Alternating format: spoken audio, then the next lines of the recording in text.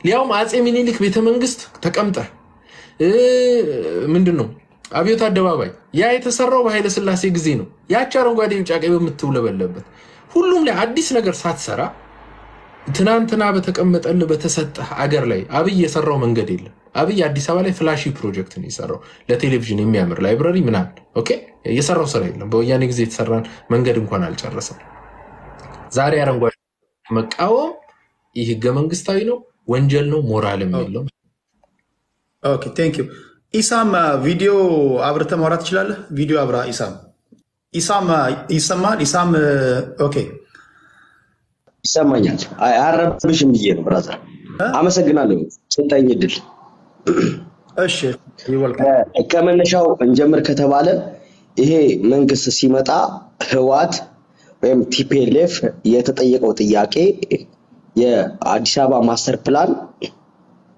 እንቃወማለን በሚል ሐሳቤ በኦሮሞ ወጣቶች የተነሳ ጥያቄ ነው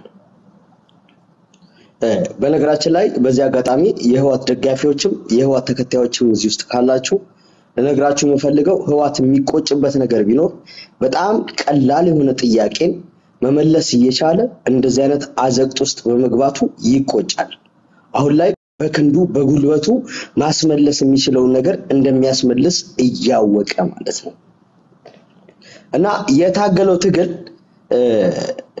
መሬቴ አይነካብኝ እንዲሁም ደግሞ ገበሬዎቼ ከቦታው ላይ ተፈናቅለው የመማር እድልን እንዲያገኙ ለምሳሌ አካባቢ ላይ በአብዛኛው የሚታወቀው የቱለማ ኦሮሞዎች ናቸው የሚኖሩበት አካባቢ ላይ ግን ከዛ አካባቢ ተፈናቅለው እዛ ወደ አዲስ አበባ ወይም ደግሞ ወደ ፊንፊኔ እንዲገቡ ሳይሆን የሚደረገው በጣም ሎው የሆነ በጣም ዝቅተኛ የሆነ ክፍያ ተሰጥቷቸው ከዋናው ከተማ እንዲሰደዱ ነው የሚደረጉት እንዲማሩ አይደለም ይሄ ነው ነውጡ ነው ያመጣው ነውጡ መጣ ከሪቮሉሽን ይልቅ ሪፎርም ይሻላል በሚል ሐሳቤ ውጭ ያሉት ኦሮሞዎች ሀገር ውስጥ ያሉት ኦሮሞዎች ተባብረው እንደዚህ አይነት ሪፎርም እንዲደረግ አስተዋጽኦ አድርገው እንደዚህ አይነት ሪፎርም ወጥቷል ሀገር ውስጥ ሪፎርሙ ከመጣ በኋላ ትግራዮችም እያጨበጨቡ ነው አብይን የተቀበሉት ኦሮሞዎችም እያጨበጨቡ ነው አብይን የተቀበሉት አማራዎችም እያጨበጨቡ ነው አብይን የተቀበሉት ሁሉም አንድ የተቃወሙ የለም መሬት ላይ ያለው እውነት ይሄ ስለሆነ ከዛ ውጪ አሜሪካ ላይ ባላቸው ጉዞ እያንዳንዱ የብሔር ተወላጅ ጉራጌ ሆነ ማንኛውም ሆነ ሲደግፉት ነበር አብይን ሲቀበሉት ነበር ነገር ግን ልክ 1960ዎች ውስጥ የተደረገ ሴራ አለ ያ ሴራ ምንድነው በኃይሌ ፊዳ እንዲሁም ደግሞ በባሮ ቱምሳና ሰናይ ልኬ በሚባሉ ታላላቅ የኦሮሞ ፖለቲከኞች መካከል ልዩነትን ለመፍጠር ገብተው በሃይማኖትም በሐሳብ ልዩነትም ሶስቱም የተለያየ ፓርቲን እንዲከታተሉ ወይም ደግሞ እንዲከተሉ አድርገው ሶስቱንም ለየብቻ ነጥሎ የመብላት ስትራቴጂ ማለት ነው ዲፋይን ዲፌም ኤንድ ዲስትሮይ የሚባለው ስትራቴጂ ተከትለው የኦሮሞ ፖለቲከኞችን ቅርጥም አድርገው ወርተዋል ኢቭን መንግስቱ ኃይለ ማርያምን 17 አመት ሲዋጉ የነበሩት በሀገር ወዳድነቱ ለሀገር በሚሰራው ሳይሆን ኦሮሞ ነው በሚል ሐሳብ ነው 17 አመት ሲዋጉ የነበሩት መንግስቱ ኃይለ ማርያም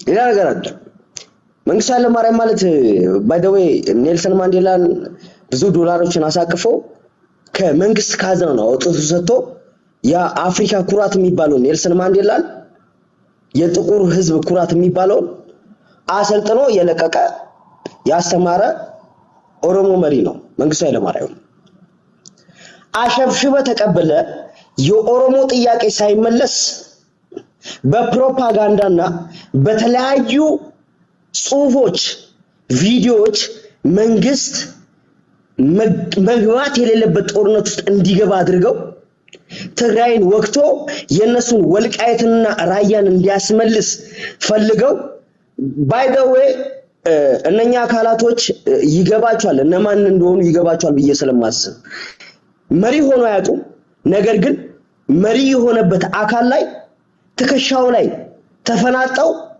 የሚፈልጉትን ሐሳብ ማስፈጸም የሚችሉ ወይም ደግሞ ማስፈጸም የሚፈልጉ አካላቶች ናቸው። አብይ ላይ ተፈናጠው ጀዋር ይታሰርልኝ፣ ሃጫሉ ሞቷል፣ ጀዋር ይቀራል በሚል መፈክር ሸገር ላይ ሳይቀር የቡና ደጋፊ ነን የጊዮርጊስ ደጋፊ ነን ብለው ለኦሮሞ ያላቸውን ጥላቻ በተግባር ያሳዩ አካላቶች ቡድኖች ናቸው።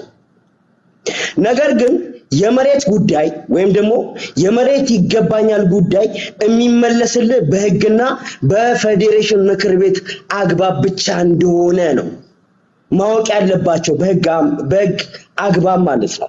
ያንን ሲረዱ ተዋክተው መጨረሻ ላይ ወልቃይትን አሳልፎ ሊሰጥብን ነው ከሚል ሐሳቤ በደማችን ወልቃይትን የመለስ ነው ብለው አብይ ከትግራይ ታርቋል በሚል ሐሳቤ አብይ ላይ እንደዚህ ያፈጣው ይሄ መንግስት አይሆነንም ማለት ኦሮሞ እንደ አደባባይ ወጥቶ የትግራይ ህዝብ ለታሪክ መቅረት እንደሌለበት የተናገረው ኦሮሞ እንደ አደባባይ ወጥቶ ቅዱስ ጦርነት ብሎ ጳጳሱን ሳይቀር ሃይማኖታቸውን ክደው መሪውን ሳይቀር ማለት ነው ዋናውን ክደው አፍነው ግብጽ ሲሰሩ የነበሩት እነማን ናቸው?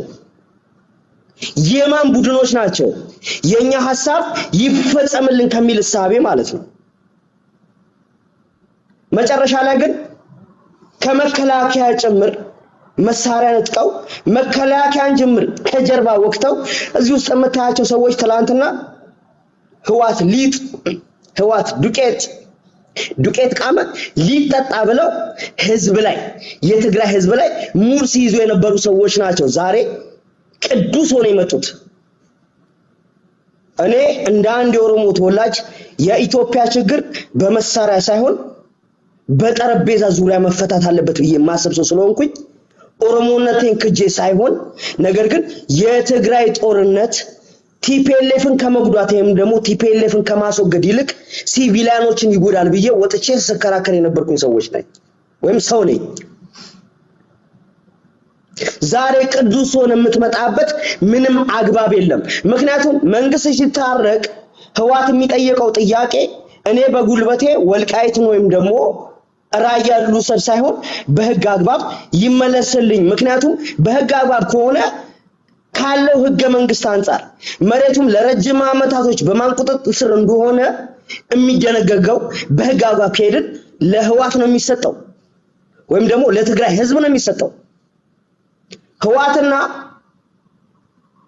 ብልጽግና ከተስማሙ እኛ እንጠፋለን ከሚል ሐሳቤ እኛ በላባችን በደማችን ልጆቻችንን ገብረን አስመልሰናል ብለን የምናስበውን መሬት ይነጥቁናል ከሚል ሐሳቤ ትላንትና አብይ መልአክ ነው አብይ ሙሴ ነው ብለው ሐውልት ሰርተውለት ጀርባቸው ላይ ተሸክመውት እንደዚህ ሲሄዱ የነበሩ ሰዎች ተገልብጠው አብይ ሰይጣን ነው ሊያታልለን ነው ሸውዶናል ክዶናል ከሚል ሐሳቤ ተገልብጠው የኦሮሞ መንግስት ነው ብለው ኦሮሞ ነው መጨፍጨፍ የጀመሩት።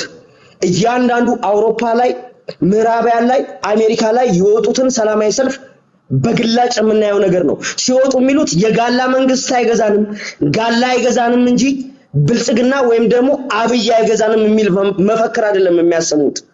ሲከፋቸው እነን የሚያሰሙት ሲደላቸው አብይ ቅዱስ ነው ብልጽግና ቅዱስ ነው እነሱ በሚፈልጉት መንገድ አብይ ተጉዟል ብሎ ሲያስቡ ማለት ነው። by the way English is just a language, it is not the measure of knowledge. ኦኬ በቀረ አልጨረስኩም። ኦኬ አልሰጣለሁ ላንተ 2 ደቂቃ አጠናቅቃለሁ።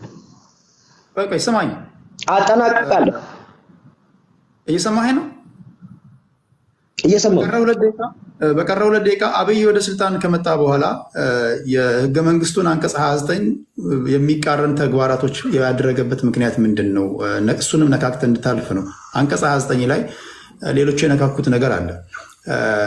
ባንዲራ በተለይ ኮከብ የሌለበት ባንዲራ በሃይማኖት ክብረ በዓል ላይ እንዳይደረግ፣ ልጆች እንዳይዙት፣ አበሻ ቀሚስ ላይ እንዳይደረግ፣ በተገኘበት ቦታ ላይ መኪና ላይ ከተገኘ እንዲፋቅ ምናልባትም ባለፉት 7 ዓመታት የተባለ በሚጠቀስበት ዘመን ታይቶም ተሰምቶም በማይታወቅ ሁኔታ ዛሬ ላይ ህዝብ የደገፈው መንግስት ይሄን ያደረገበት ምንድነው እንደምታው ምንድነው ዓላማው?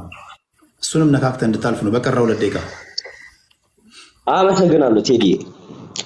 ባለፉት 27 ዓመታቶች ህዋት አዛዥ የበላይ ፈላጭ ቆራጭ ነው ተብሎ በሁሉም ኢትዮጵያዊ ዘንድ ይታመናል፣ እውነትም ነው። አንድም ቀን ግን የትኛው በዓል ላይ አንድ ሰው አረንጓዴ ቢጫ ቀይን አውለብሎ ወጥቶ አያውቅም። የህዋት ጦር በጣም ከፍተኛ ስለሆነ ስለሚፈራም ጭምር ያ ብቻ ሳይሆን ኦሮሞ ደፍሮ ህዋትን በታገለበት መንገድ አንድ ብሔረሰብ ወጥቶ የታገለ የለም። አንድ ብሔረሰብ ስለሚፈሩ አረንጓዴ ቢጫ ቀይ እሱን ተንተርሰ የኔ ባንዲራ ነው የምትልበት ምንም አይነት አካሄድም ስርዓትም ወይ ኮኮቡ የተመሰረተበት ወይም ደግሞ የተለጠፈበት ዋነኛ ምክንያት አንድ ብሔርን ተገን በሚያደርግ እነ ሚኒሊክና እነ ኃይለ ሥላሴ ሃይማኖትን ተገን አድርገው በመጽሐፍ ቅዱስ ነው ሀገርን ምንመራው በሚሉበት አካሄድ የመጣ ስትራቴጂ ወይም ደግሞ መዋቅር አይደለም። ያኮኮብ 86ቱን ብሔር የሚያመለክት ነው። 86ቱን ብሔር አመልክቶበት 86ቱን ብሔር አምኖበት ኮኮቡን አንተ የምታወርደው ከሆነ ሞጣን ነው የምትሆነው።